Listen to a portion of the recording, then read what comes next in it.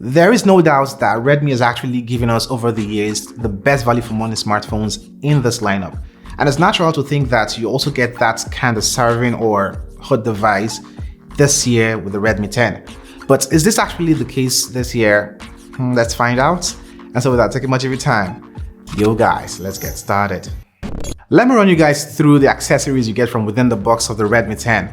You get the paperwork as usual, the steam ejector, a TPU case for the smartphone protection, the smartphone itself, a USB-C connector, a 22.5 watts charger in the box, and that's all you should expect from the smartphone's box.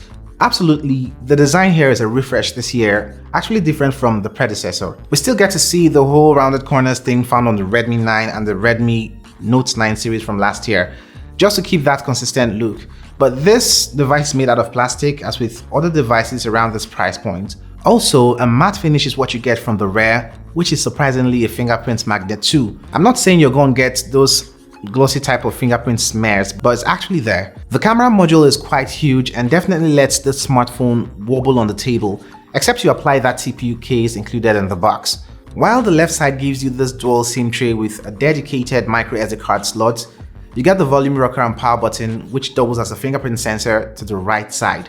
The top side gives you the headphone jack, IR blaster, secondary microphone, and one of the stereo speakers, while you get the next of the stereo speakers at the bottom side alongside the USB-C and the primary microphone. Honestly, this design is actually impressive, good looking, and I love it. Now, the display from the Redmi 10 is a 6.5-inch IPS LCD panel with a resolution of 1080 by 2400, which is Full HD+.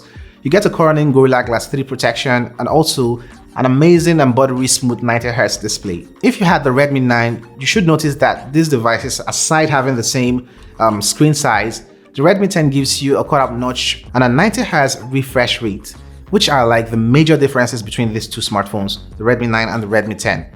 Actually, this display is quite vibrant, immersive, and does a good job as far as media consumption is concerned, coupled with the dual stereo speaker configuration here, which is shockingly clear and loud, except that it lacks a little bit in the bass department. The one thing I noticed about this display is the poor viewing angles. So whenever you're not looking head-on or straight to this display, I try to look from an angle, you begin to notice how poor it is. I don't think this is that much of a problem, since most times we look directly to our smartphones. So I thought I should mention that about the display. The unit I have here comes in 4 gigs of RAM and 128 gigs of internal storage.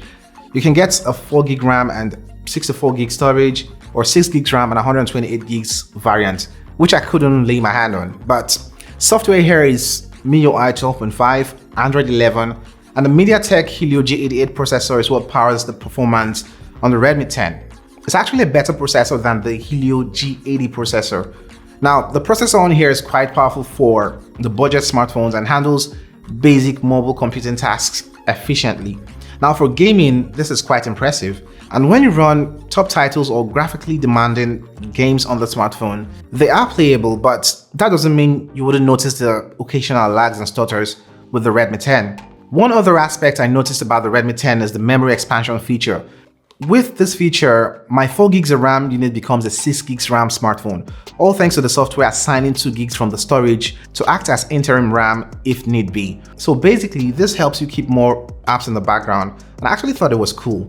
So you get a 5000 mAh battery coupled with a 22.5 watts charger in the box, but this smartphone takes only 18 watts fast charging as a maximum from here. With this charger, you are expected to use the smartphone from 0 to 100 in about 2 hours right here.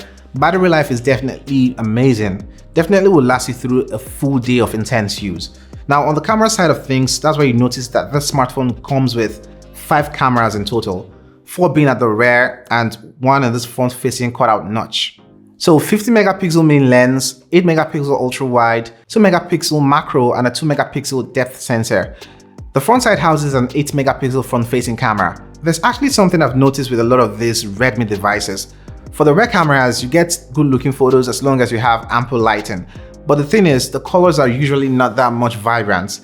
They barely do the kind of saturation you get from, say, the Samsung devices around the same price. And I'm not that much of a fan of how unsaturated or how the saturation on these photos are being reduced. Now, from the Redmi 10 here, photos are not actually true to life. They don't look true to what you get or see in the real world. I only wish Redmi could throw out an update that adds this more saturation to the photos. There's also this night mode feature here, which helps a tad bit for those low light photos. I don't really see myself using or taking photos without good lighting with these budget devices like the Redmi 10 though. The front-facing camera photos are quite decent and usable. Videos are up to 1080p, 30 fps, no image stabilization also, but it gets the job done. And as with the photos, you get this soft looking footage. I particularly am not really satisfied with what I see with the rear cameras on here, but I think this is what you should expect for around this price point. Although this is not far from the competition, I actually did expect more. I mean, it's Redmi and they give us value for money. So I expected better in terms of the camera with the Redmi 10. I got my unit here for 90,000 Naira, about $160, and that's for the 4 gigs, 128 gigs variant. So for about this price, the other devices that would compete here would be like the Samsung Galaxy A22, the Poco M3 Pro 5G, and the Redmi Note 10. But for this price, I would recommend one gets the competing devices, even though you'd have to pay a little more, like $10 or 5,000 Naira. I strongly think the value you get for that extra money, $10 or 5,000 Naira, is worth every bit of it. Instead of having to settle for the Redmi 10, which is basically average in a couple departments. The thing here is, if those devices didn't exist, this would have definitely been worth my money and a perfect device for the price. But hey, there's a Redmi Note 10, which is way better value for money, and for that reason, the Redmi 10 is a no for me, and I would advise you to look elsewhere. Let me know if you did find this video helpful, and also do not forget to like and subscribe if you are new here. Thanks for watching, and I'm gonna catch you guys in the next one. Cuídate.